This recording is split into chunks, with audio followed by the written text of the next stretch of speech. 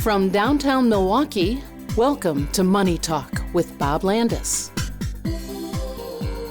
Each week, professional advisors from Landaas Company Investments discuss the latest financial developments, offering timely insight and long-term perspective. This is Money Talk for September 9th, 2022. Checking the calendar, the Packers kick off their season this Sunday in Minnesota with the Vikings. The Brewers host the Reds this weekend, and at the Summerfest grounds, it's Taco Fest. Now for something completely different. This Sunday, the School Sisters of St. Francis, those would be nuns, are hosting an Oktoberfest at the St. Joseph Center. And no, I'm not kidding, it's on their website. My grade school nuns must be spinning like lathes in their graves. Let's start with kind of a freaky story. A Japanese man who married a hologram 4 years ago can no longer communicate with his virtual wife. The software is no longer being supported, and that means he can no longer interact with the hologram, whatever that means. From Canada, a Winnipeg mayoral candidate with a campaign promise to reduce bicycle theft had his bike stolen. An Oxnard, California man pleaded guilty to federal smuggling charges. According to the Justice Department, he's been smuggling reptiles into the U.S. for some time. I hope you're sitting down for this because he can't. When he was arrested, he had 60 snakes in his pants. U.S. ambassadorships are usually awarded to long-time political movers and shakers and large financial donors. The U.S. is planning to appoint an ambassador to the Arctic. This is brilliant. A lot of big donors will pay big money not to go. And finally, in Sydney, Australia, there's a nightclub that I want no part of. I know I ended that sentence with a preposition, but it works. The nightclub has a policy that customers cannot stare at other customers without their consent. So you go to the club, you order a drink, you see an attractive person, and you walk up to them and say, "Hi, can I stare at you?" Oh, that's not creepy at all. On the podcast today, we have 4 people who are not making eye contact. Art Rothschild, Paige Radke, Joel Dresang, and wrapping up the week, here's Kyle Tetting. Well, thanks, Max. A good week for jokes. Short 4-day trading week. The S&P up 3.6% this week, closing today at 4067. The NASDAQ up 4.1%.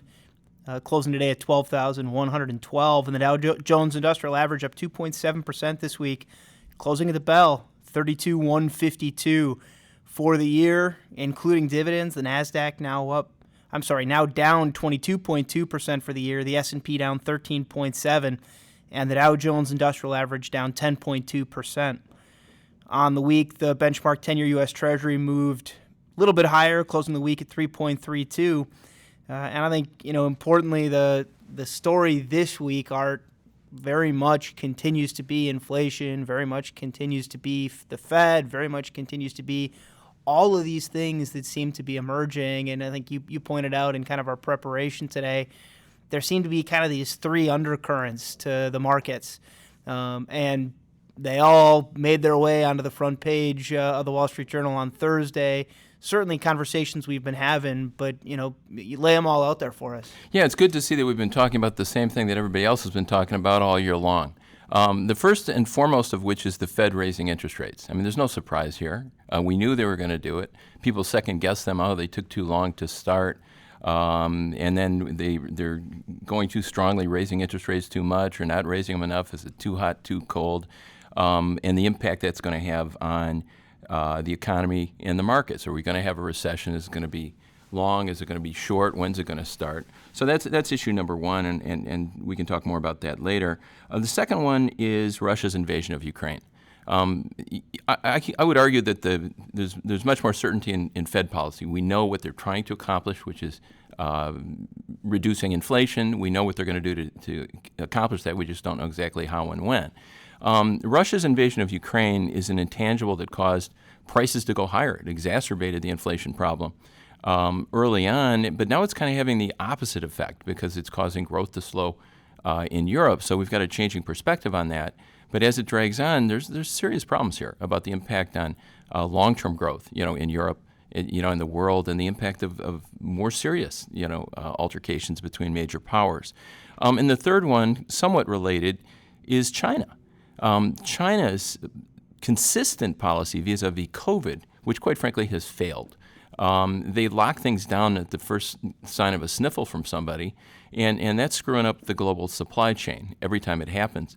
But that is kind of okay for us to a certain extent because, well, it runs at cross purposes. Their economy is slowing, so they don't have as much demand, but the global economy is slowing, so there isn't as much demand.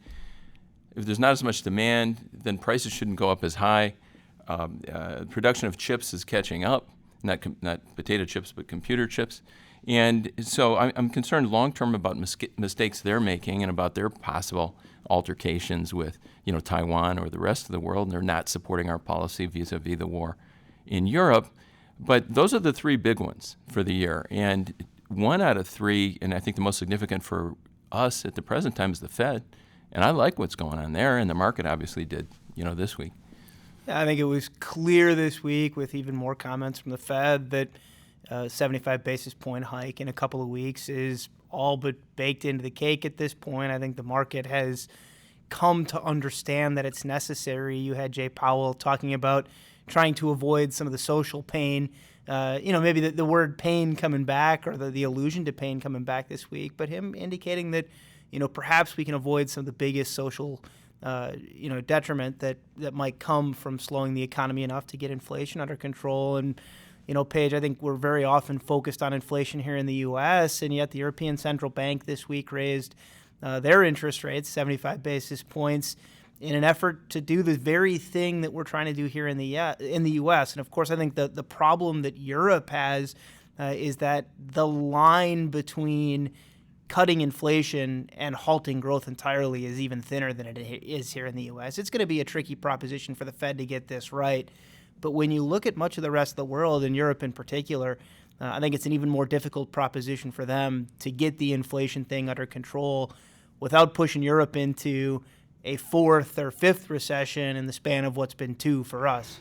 Yeah, looking at Europe is obviously a complicated issue. Number one, they haven't had the same type of growth that we've seen in the United States over the last 10 years before COVID. So that definitely was a detriment to them as well. And we can't forget that the European Union, while it is a union, each economy is different. So think back to 2015, we were talking about the issues with Greece. And then we started talking about the issues with Italy. Now we have issues with Germany being a little bit too dependent on Russian oil, and that is going to impact the rest of the European economy, but each one is unique. And so we tend to look at them as one homogeneous group, but it's times like these where you start to look and say, okay, everyone's being impacted differently. Who's really going to have the most pain and who's going to have the most benefit? So like you said, the ECB is going to have a hard time sort of walking that line. When you add into it, like we said, the oil concerns and, coming into a cold winter here, there's going to be issues with shutdowns, potentially needing to limit some of the energy usage. So you couple that with the inflation and rising interest rates, and they may be in for a bit of a rougher ride than what we're seeing here in the U.S. So on a relative basis, we look pretty good, but definitely focusing on, how some of these policy changes are going to impact, different areas of the European market. And this is sort of how it's been, Paige, right? Even after the Great Recession, the U.S. came out of it a little quicker, a little healthier than did Europe. At the same time that the Fed here was, arguing for fiscal policies that would be spending more money to put more money into the economy.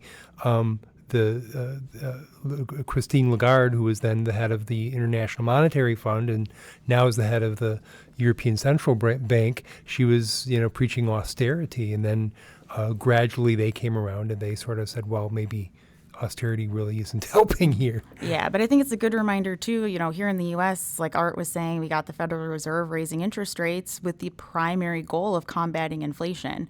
Other areas of our economy, they're not overheating. They look pretty good on a relative basis. It really is all about the inflation picture right now.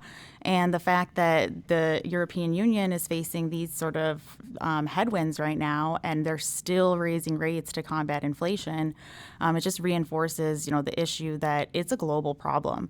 The Fed can do what they can to try to decrease demand, but that may not have the intended impact on prices. And so I think we need to start looking at what they're doing and say, okay, maybe we're not going to get down to 2% inflation while they're raising interest rates, and that's okay, because they really have to walk this fine line of, trying to combat that while not pushing us into a recession. I think one thing we have seen is that because of how quickly the Fed has moved, and certainly I think the argument has been not quick enough, but because they've moved more quickly than many other central banks around the world, the dollar has been incredibly strong relative to other currencies. And so in many ways, that's helped U.S. consumers a little bit keep inflation down just a touch, because the price of goods you're bringing in from other places is a little cheaper than it otherwise would be. Think of that in reverse as a European consumer. If you want to buy American-made goods right now as a European consumer, the dollar's 12.5% stronger than a broad basket of global currencies year to date. Well, okay, it's 12.5% more expensive for you if you're a consumer outside the U.S. trying to buy those U.S.-made goods. So that's just one more inflationary pressure in other places around the world. And so, I think it's one more way that the Fed has gotten ahead of the problem as much as, maybe they could have, again, with the argument that they can be and will be doing more. It's interesting to think about the difference between the interrelationship of us and the rest of the world now versus what it was back in 2018 and 2019. So we have to be cognizant of the fact that a recession somewhere else can affect us here. But what's the Fed going to do about it if it does? And in 2019, they lowered rates after raising them in 2018 because there was a recession starting in Europe and around the rest of the world. So the real question is, how much do we have to worry? And with these guys on guard, I'm not sure we have to worry too much. I think the Fed's doing a great job, here. As Paige indicated, over there, they're weaker. I mean, it's problematical for them. But again, a recession is problematical for us. But because of the team we have in place at our Federal Reserve, I think we have to feel that if things do get weaker here, they will lower rates. We don't want them to, because we want them to win the war against inflation. They've made that clear. Comment that Chairman Powell made yesterday, I believe. This is not physics.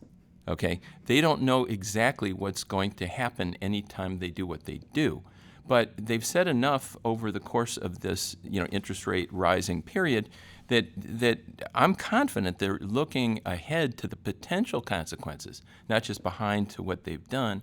And they've made it very clear, despite the fact that the market got ahead of itself a month ago and anticipating the Fed would at some point start lowering rates. This Fed isn't going to lower rates. This Fed isn't going to stop raising rates until we do see progress. And Paige, I totally agree with you. They don't have to get it down to 2%, but they have to have it going in the right direction. And then watch for the market rally when they do say, this is it for a while. And then we're going to see the same thing we saw in July, but by some multiple. And I think that could drive the rest of the world forward. Art, I was reading some comments today from Christopher Waller, not Christopher Walker, but Christopher Waller. He's a Fed Gov, and he was speaking in Texas, and he was saying, just that point that so we're expecting to see the Consumer Price Index next week, which is the broadest measure we have of inflation, and by some forecasts, that's expected to be going down, and it went down in July, and it went, and we're seeing other indicators that inflation might be decelerating. And he said, I don't care if we see a couple of months of deceleration in inflation. That's not good enough. We still need to raise interest rates to make sure that we've got inflation under control. What I think is so interesting is the number of prognosticators that look at all of this and then start to say, okay, well, the Fed's going to cause this, and here's where the market's going to be on this date. And, it's headline grabbing. It certainly captures investors' attention. But I think the reality of forecasting is just the track record of forecasting is just so poor that, if anything, if you don't predict either a really big number or a really small number, A, nobody's going to pay attention, but B, nobody's going to remember. And so we kind of get this all the big banks out there, the big investment banks out there, their chief investment officers look at what the Fed is saying, or they look at the latest print at GDP and go, okay, well, here's what we're concerned about, and here's what the market's going to look like in kind of the best case and worst case scenario. We got a couple of this week, but one in particular from Morgan Stanley talking about how the S&P could be down to 3,400 or even 3,000 in the worst case by the end of the year. And that sounds like a really bad number until you look at the second half of the statement, which is, and by the end of next year, we might be at 3,900. Well, at the time the statement was made, that's more or less where the S&P was. And so what he's essentially saying without coming out and saying it is there's a lot of uncertainty out there right now. And we're not suggesting, we don't think the market's got a lot of room to run higher, but also, over the span of the next year to 18 months, it's probably going to look more or less like what it looks, with the caveat that there'll be some volatility along the way. And so, Paige, we look at that and go, yeah, maybe no duh. Yeah. I mean, I think that's the point, right? So like you were saying, we got that report out of Morgan Stanley, targeting S&P at 3,400 by the end of the year. I read an article out of Barron's this week where they had interviewed 8 different strategists from different companies, across the United States. Their lowest range that they had in terms of year-end expectations was 3,600. So that's not even quite as low as what Morgan Stanley is putting out there. The highest range of that was all the way up to about 400 or 420. So, when you look at that type of range, when that is a very abnormal spread between what big banks are predicting for the end of the year. And I think it just underscores that there's a lot of uncertainty out there right now. We all know that uncertainty breeds volatility. And so I don't think that's going to go away by the end of the year. We have all of these geopolitical factors that we have to worry about. We have the concerns of a recession. We have midterm elections, which those in and of themselves We still have a pandemic. We still have a pandemic, yeah. But, those in and of themselves breed more volatility. And so when you have that type of spread of expectations just for this short period that we have through the end of the year, I think for me it just really drives home the point that nobody really knows. We can all try to look at the factors that exist and come up with our own estimates, but they're just estimates. And, Art and I have talked about this many times, but it just underscores the point that don't try to time the market. We don't know when the rally is going to come. It could be this year, it could be next year, it could be 2024. But the big thing is that you don't want to miss out on that when it happens. And it's best to just stay invested, stay the course, tweak things based off of why we believe things are going to rally or not, and really just continue to, stay focused on the long term. And don't overextend. One of the quotes I put into my little note prior to the show, my grandpa, I said, little ships should stay close to the shore. Don't take more risk than you can afford to take. Design your portfolios for the long haul. We are confident that over long periods of time you're going to make money. We're also confident that periodically you're going to lose money, and nobody likes losing money. I would have loved to have sold on January 3rd. I would have loved to have bought back in on July 1st. I would have loved to have sold again on July 31st. But we didn't know in advance that those were going to be the dates at which we should have been doing what we should have been doing if we were timing the markets, which we don't believe works, and no one believes works. So, just be well diversified, know what you have. And speculation is out there every day. And I marvel at Bitcoin going up just about every day, that the NASDAQ goes up, and then that the NASDAQ goes up more this week than anything else. The NASDAQ has been up more since, we hit bottom whenever that was. And it's like you have to have some good growth stocks, but you don't necessarily have to have Bitcoin, and you don't want to be betting on a daily basis, as you said, as to what, what's going to happen. Art, that sounds to me like your grandfather was worried about you wandering off. Just trying to keep you in line. Yeah, it worked. Well, we're glad we know. We're glad we know where you are, Art. I think keep our tabs on you at least for a little while longer.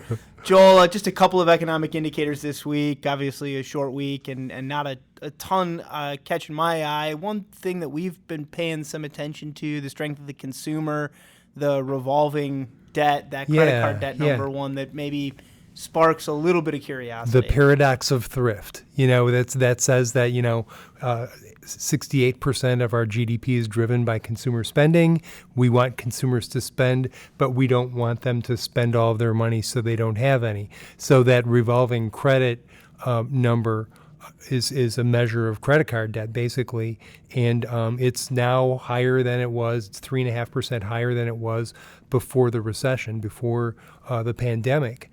And so that recovered, and it suggests that people are still spending, even though they might not have the money to cover their bills, that they're borrowing more, but they're still spending. So that's good. I also looked, and this wasn't just released, but I looked to compare the personal savings for U.S. consumers is down. So the credit card debt is up. What did I find here? It's up 3.5%, but the personal savings is down 41% from where it was just before the recession. So that's a lower number, and so people have less in savings and they're borrowing more for credit card debt. We don't know yet whether, that might be good news. It might be fueling the economy and things help, get things better, and we won't suffer a recession, or we won't suffer a very difficult recession. But and maybe that's kind of dooming us for what's ahead. And there was some room for savings rates to come down. There was some room for credit card spend to come up. And so I think a reminder that any single data point doesn't tell us much of the story. But I think it is an interesting trend given where inflation has been, given where wage growth has been, right? A sign that maybe some spending that's taking place is taking place at those higher prices and has to come more on credit than it otherwise would have. Right. And another point to that is getting back to Christopher Waller, the Fed Gov, he was saying that, one thing that's giving the Fed more flexibility in keeping interest rates rising to combat inflation is the robustness of the job market. And we had more numbers this week on first filings for unemployment insurance, and those are the lowest they've been in 9 weeks. They're 37% below the 55-year average. So, that part of the market is still looking good. And those are the sorts of things that, even if your savings is down, if you've got a strong work environment, that you're not going to lose your job, that you're going to expect a pay raise, you're more apt to spend. So maybe that's going to get the confidence to keep the spending going. The only other one I'd point to this week is the services index from the Institute for Supply Chain Managers. I think we looked historically at manufacturing as the key driver of our U.S. economy, and that's transitioned over the past few decades to a much more service-based economy, a far more important measure than it ever used to be. I think the services readings, the service index readings, and pointing to economic growth that's right in line with what we would expect for slower but still sustainable growth. That's right. Yeah, that's exactly it. And it's like a number of numbers that we look at. They're weaker, but they're still growing. And the weaker we expect with the Fed raising interest rates, right? To some degree we expect that slow to go negative, but it's slow growth right now, and that's the same with the service sector. They also found in the that ISM report that there are fewer supply chain logistics and cost problems. So those are that's progress toward helping that sector. And progress, hopefully, towards the inflation number as well. If supply chain has been such a significant part of the issue that we really think it has, as you look at kind of the global crisis for inflation, not just the crisis here in the U.S., I think all of those are things that point to an inflation reading that comes down with time, and maybe an economy that starts to moderate a little bit, runs a little cooler than it has, but certainly in line with what we've come to expect over the decade plus since the financial crisis. As always, we enjoy doing the show for you. We will talk to you again next week. Thanks for listening. Thank you for listening to Money Talk with Bob Landaas. If you have a financial question you want answered on next week's show, email it to moneytalk at Landaas.com. To keep informed throughout the week, visit our Money Talk page at Landaas.com.